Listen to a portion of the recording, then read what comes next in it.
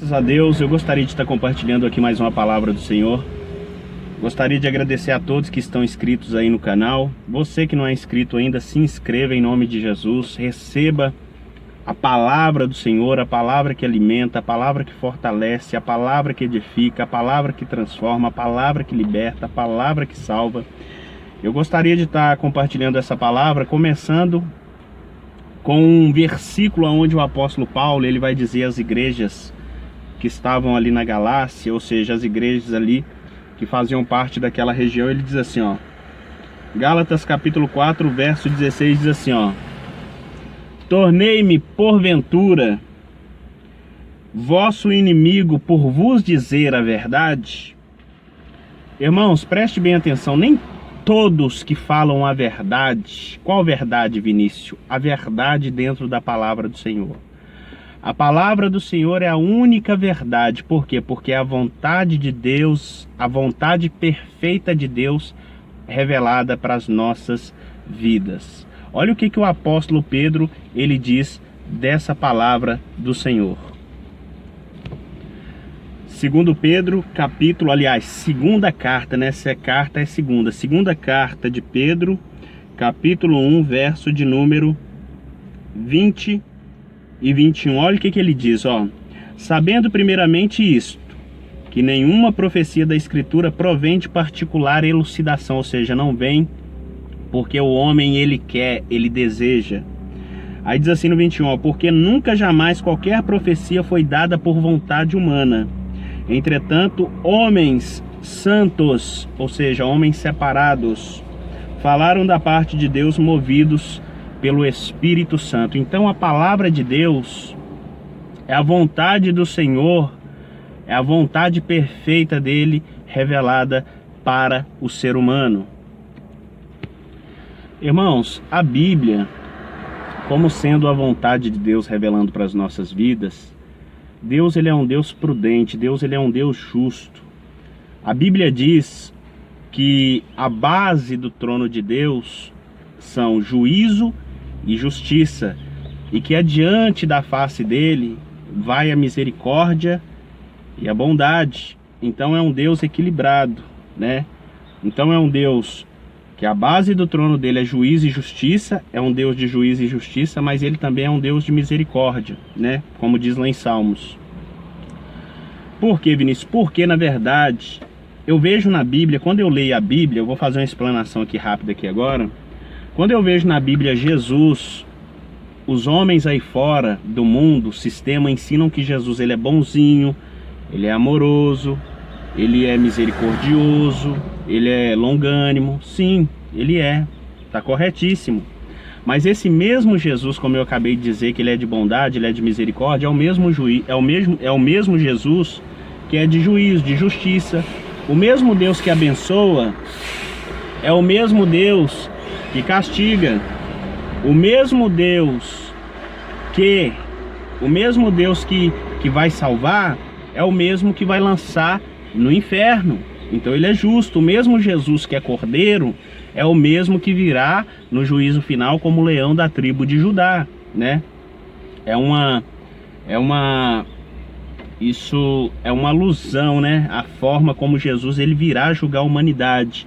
É uma figura de linguagem, né? Ele é cordeiro agora, porque agora ele é bonzinho, ele é misericordioso, ele é amoroso, mas ele virá como leão no dia do julgamento. Ele virá como leão. Então as pessoas, elas brincam com Deus. As pessoas, elas pensam que Jesus é mais um, que Jesus é apenas mais um que veio com um discurso: ah, você pode fazer isso, você pode fazer aquilo, que não tem nada a ver. Paulo diz assim, ó: todas as coisas me são lícitas, mas nem todas me convêm. Eu vejo Jesus na Bíblia, um Jesus que ele ajuda sim, ele se preocupa com os menos favorecidos, ele estende a mão para os rejeitados, para os desprezados, mas é o mesmo Jesus que diz para essas pessoas assim, ó, como disse para aquela mulher adúltera: vai e não peques mais. Cadê os teus acusadores? Eles não estão aqui para tirar pedra em você? Não. Aí Jesus diz, nem eu, mas vá e não peques mais. Olha o conselho de Jesus. Eu vejo Jesus contando uma parábola de um publicano e de um fariseu. O publicano era tido como roubador e o fariseu era tido como uma pessoa santa demais. Então Jesus, ele conta essa parábola e ele diz que os dois foram orar no templo. E o fariseu orava arrogando, soberba, prepotência, né? Orgulho. Ah, Senhor, eu jejuo, eu dou o dízimo, eu jejuo 2 vezes por semana, eu dou o dízimo de tudo quanto ganho, eu não sou roubador como esse publicano. Os dois estavam no mesmo templo nessa parábola, o fariseu orando e o publicano também. Então o fariseu está lá julgando o publicano, não sou roubador, não sou adúltero como esse publicano. Aí Jesus diz assim, o publicano nem sequer olhava para o céu, mas batia no peito e dizia para o Senhor, para Deus, ser propício a mim, pecador, ou seja, eu não mereço, Senhor, mas seja favorável a mim, me perdoe. Ou seja, Jesus mostra, aí Jesus diz assim, ó, qual que saiu justificado? Aí o próprio Jesus responde, o publicano. Por quê? Porque ele fez uma oração de reconhecimento das suas fragilidades, ou seja, dos seus pecados. Houve arrependimento no coração daquele publicano, ao contrário do fariseu que se achava perfeito. Então, Jesus, ele é equilíbrio. Ele diz o seguinte, ó, ele diz que ele foi justificado porque ele reconheceu que era um pecador e que ele necessitava de perdão. A Bíblia diz lá em Provérbio que aquele que abandona o seu pecado e deixa, alcança a misericórdia do Senhor. Mas o que tem acontecido hoje?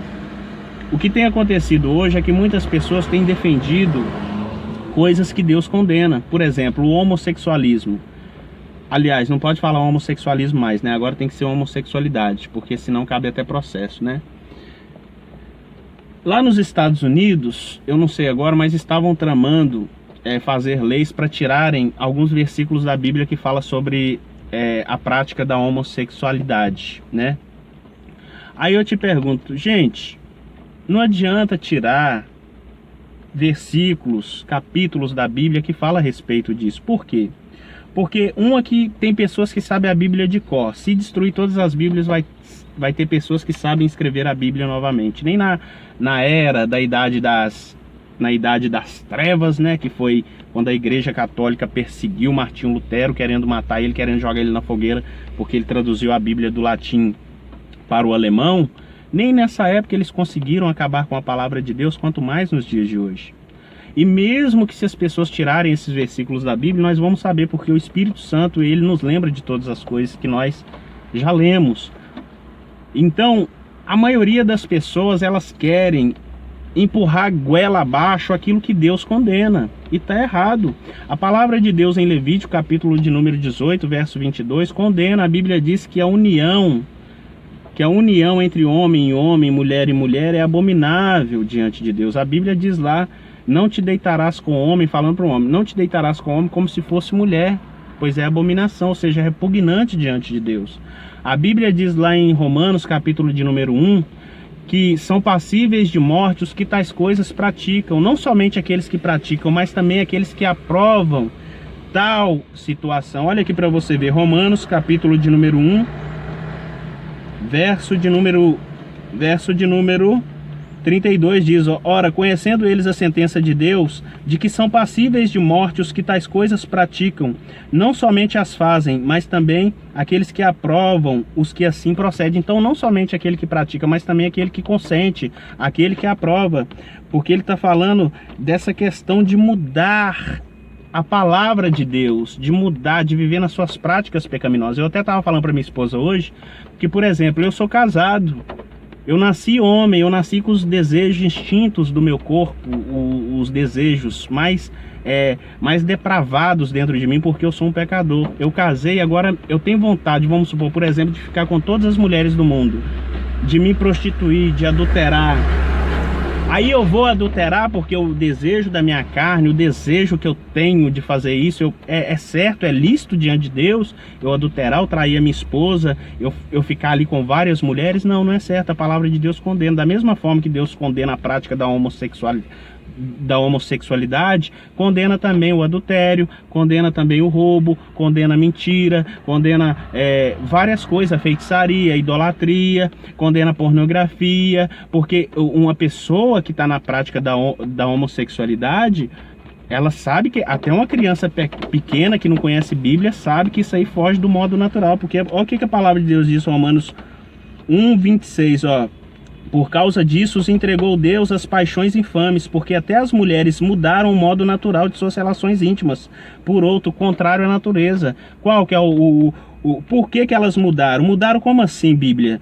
O modo natural de suas relações íntimas? Porque elas mudaram contrário à sua natureza. Qual que é a natureza da mulher nessa relação íntima? É mulher com homem, não é mulher com mulher. Olha o que diz o versículo de número 27, ó.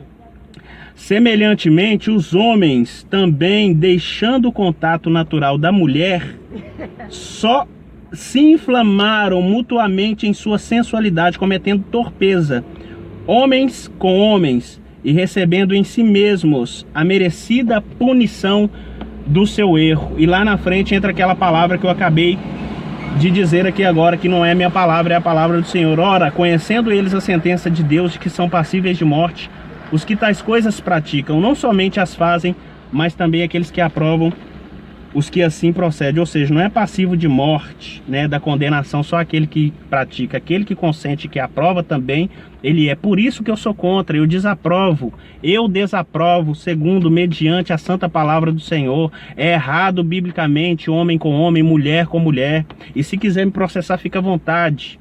Fica à vontade. Porque se eu for para a cadeia, por exemplo, se eu for agredido por causa da palavra de Deus, a Bíblia diz que eu tenho que me alegrar. Isso é justo diante de Deus. Isso é louvável diante de Deus. A Bíblia diz que os discípulos ficavam alegres quando eles eram açoitados por pregarem o Evangelho de Deus, as verdades da palavra do Senhor. Olha o que diz aqui em 1 Coríntios 6:9, ó. Ou não sabeis que os injustos não herdarão o reino de Deus? Não vos enganeis, nem os impuros, nem os idólatras, nem os adúlteros, nem os efeminados, nem os sodomitas, nem os ladrões, nem os avarentos, nem os bêbados, ou seja, aqueles que estão nos vícios do álcool, no vício do álcool, nem maldizentes, nem roubadores herdarão o reino de Deus. Então ele não fala só do efeminado, ele vai falando aqui uma série de práticas que ele, Deus Todo-Poderoso, condena, ó. Todas essas práticas aqui que eu disse. 1 Coríntios, capítulo de número 6, verso 9 até o verso 10. Então, amados, é essa palavra. Não adianta a gente querer mudar a palavra de Deus. Não adianta. Papa pode querer mudar a palavra de Deus, ela não vai mudar. E se o Papa, ele continuar, na verdade eu até entendo. Sabe por que eu não fico bravo com o Papa? Por quê? Porque, na verdade, um aqui não é do caráter cristão ficar bravo, ficar irado. E outra, o Papa, ele é uma grande peça fundamental. Ele é uma peça fundamental do quebra-cabeça do anticristo na Terra. O Papa possivelmente será o falso profeta, então ele vai fortalecer as mãos do anticristo. Então é necessário, meu amigo cristão, que isso aconteça. É necessário que a partir de agora, esses momentos, os últimos momentos que nós estamos vivendo, é possível sim nós vermos coisas acontecendo assim que a gente vai ficar horrorizado. Por quê? Porque agora tem essa coisa da união de um governo só, a moeda digital, já estão preparando tudo, o cenário já está todo preparado, o palco já está preparado, o anticristo ele está para aparecer no cenário mundial, né? Os documentos já estão preparando tudo. Os documentos serão um só. Você pode ver até a placa dos carros agora é Mercosul, né? É Mercosul, estão mudando as placas do carro. O documento vai ser só um. Tem esse negócio do Pix agora também, né? Então estão montando um cenário tudo para formar um governo mundial, a nova ordem mundial, né? Os globalistas, eles querem, e as profecias vão se cumprir de toda maneira. Não ache você que as profecias não vão se cumprir, não, porque vão se cumprir, vai acontecer, o anticristo vai aparecer, ele vai estar de mãos dadas aí com o falso profeta e vão enganar muita gente. Por isso que o sistema anticristo político e o sistema do falso profeta, que é o sistema da religião, a religião sistema. A palavra religião, ela é uma palavra boa, mas o que faz a palavra religião se tornar má é o sistema corrupto que está infiltrado na religião, ele mudou o significado verdadeiro da palavra religião. Então, o falso profeta e o anticristo vai ser para dominar as massas, a humanidade, e o falso profeta vai ser para enganar os incautos, aqueles que não conhecem a palavra de Deus e que pensam que o falso profeta é o grande homem de Deus, mas na grande verdade ele só está arrastando as pessoas cada vez mais para o inferno, né? Para o fogo do inferno, para a condenação eterna, o lago de fogo. Amém, amados? Eu dei essa palavra aí do Senhor, eu sei que não é uma palavra muito aceitável, né? Eu sei que não é uma palavra muito doce como mel, mas é a palavra de Deus, né? Eu não posso fazer nada, eu fui enviado, eu fui chamado para pregar a palavra de Deus com coragem, com ousadia, com intrepidez. Eu não tenho medo de cara feia, eu não tenho medo de demônios, entendeu? Eu não tenho medo, tanto é que eu vivo na prática da intercessão, né? Da oração, da busca a Deus. Eu não tenho medo de demônio, não tenho medo de levantar. Eu não quero atrair para mim a simpatia de pessoas, eu não quero arrumar seguidor para mim, né? Eu não quero que pessoas me sigam, eu quero que pessoas sigam a palavra de Deus. Os profetas foram rejeitados, foram desprezados porque pregavam a palavra de Deus. A maioria, todos morreram de mortes cruéis, mortes feias, né, por pregarem a verdade, a palavra de Deus, né? A palavra de Deus, ela não vem para massagear o nosso ego, ela não vem para fortalecer as nossas mãos no pecado, na prática daquilo que é errado perante os olhos de Deus. Ela vem para condenar o nosso erro, o nosso pecado. É nós que temos que mudar a nossa vida mediante Deus. A palavra do Senhor diz que nos últimos dias, nos últimos tempos, alguns apostatariam da fé, dando ouvidos a espíritos enganadores, a espíritos de demônios, né, deixando a verdade de Deus em troca da mentira, a juntar-se-ão para si mestres segundo as suas próprias concupiscências, segundo seus próprios desejos, porque o homem ama, ele ama, por natureza, o homem tem uma grande necessidade de religião, por causa da alma que ele tem dentro dele. Ele se apega em todas as coisas, em coisas místicas, em tudo que ele vê. Se falar para ele que um chinelo é algo místico, tem algo sobrenatural naquele chinelo, ele já acredita, porque a alma dele sente uma grande necessidade de se apegar na religião. E religião não salva, o que salva é a palavra de Deus, o que salva é o Senhor Jesus Cristo, o testemunho de Deus é o Senhor Jesus Cristo. E é isso que nós estamos aqui fazendo, né? Como eu acabei de dizer, a maioria dos profetas morreram de mortes terríveis. Se você for ver a história fala que Isaías, aliás, foi cerrado ao meio, colocaram ele dentro de uma árvore. O rei chamado Manassés colocou ele dentro de uma árvore, cerrou essa árvore ao meio. A Bíblia não diz isso, a história, alguns dizem isso, né? Jeremias, ele foi lançado no calabouço, ele foi preso várias vezes. João Batista teve a sua cabeça decapitada, né, porque pregou contra o adultério. Jesus morreu na cruz do Calvário porque as pessoas crucificaram Jesus, né? Crucificaram Jesus. Os romanos crucificaram Jesus. Os apóstolos morreram de mortes cruéis. Pedro foi crucificado de cabeça para baixo. Paulo, ele também teve a sua cabeça cortada, decapitada. Então, irmãos, Estevão, ele foi apedrejado, ele morreu apedrejado. Então, a maioria dos apóstolos, dos profetas, eles morreram de mortes terríveis. Então, eu não tenho que temer ninguém e nada, porque eu estou baseado, eu estou pautado, eu estou alicerçado, eu estou protegido na palavra de Deus. Se eu morrer aqui nessa terra, eu tenho certeza, para você pregando a palavra de Deus, eu vou direto para o reino da glória, porque o Senhor, ele quer que nós venhamos a pregar a verdade, não ficar enganando o povo com mentira, que é o que muitos falsos profetas têm feito nos últimos tempos. Amém? Dessa palavra da parte do Senhor Deus, espero que você tenha entendido e que você não se sinta ofendido. Se você for uma pessoa humilde, um homem ou uma mulher humilde, você vai aceitar que essa palavra é de Deus, ela não é minha. Amém? Dessa palavra da parte do Senhor Deus, em nome do Senhor Jesus Cristo. Amém e graças a Deus.